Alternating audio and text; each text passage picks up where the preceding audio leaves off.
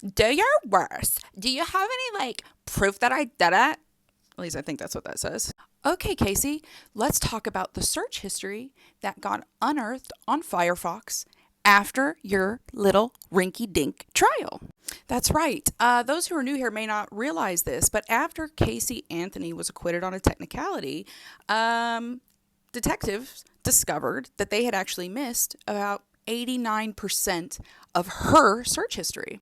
Yeah, because you see, in the original trial of Casey Anthony, the only search history that prosecution used and went through was the Internet Explorer search history, which, guess what? That was the browser that Cindy used, not the browser that Casey used. And guess what Casey Googled on July 16th, 2008, about 20 minutes after her father kissed Kaylee on the head and left her alone with Casey so that he could go to work. Guess what she Googled or binged? I don't know what we were using that.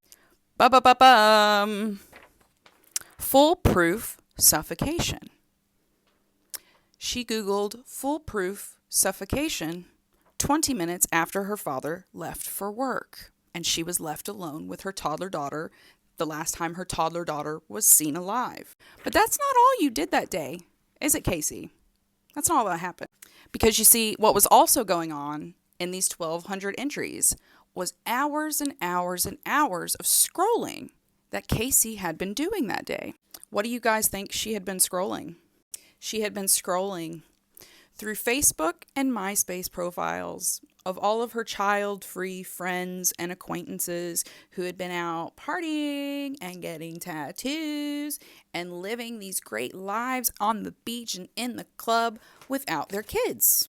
So after scrolling that content for hours, within 20 minutes of being left alone with Kaylee, she Googles fail-proof suffocation methods.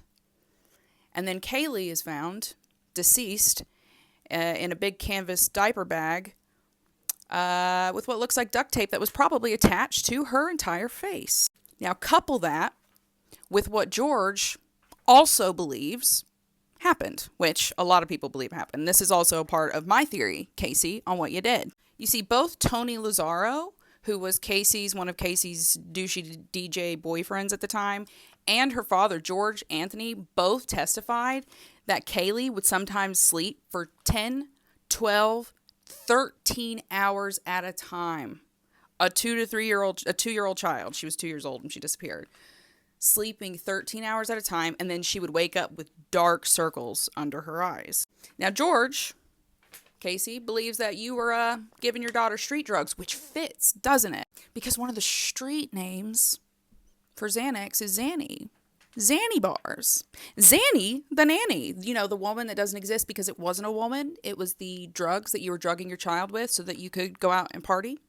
And Baez even says it in his book. He says, wow, I'm shocked that I thought for sure the prosecution was going to bring up that search history, and that was going to be the needle in Casey's arm. That's basically what he says. And he was shocked that they had overlooked it, because had they had that search history, that would have painted that as some premeditation.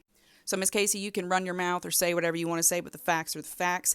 The only reason that you are walking free right now, or walking at all, is because the state of Florida failed, because they were inept. The evidence is there. You killed your child, and it looks like you spent time Googling how to do it. So, get a grip. P.S. If any of you guys who are still out here going, Casey, need any more proof, she's now being endorsed by the man who disappeared, Alyssa Turney. Yeah, so sleep at night with that one.